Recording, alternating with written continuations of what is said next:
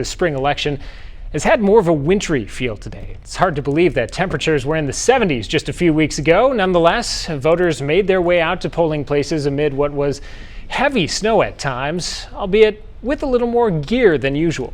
Definitely had to get the snow boots back out. Tough one to get out of the house for, but there's a lot of people here, so it's good to see everyone still made it out. Early unofficial numbers put turnout in La Crosse County at a little more than 32% this year.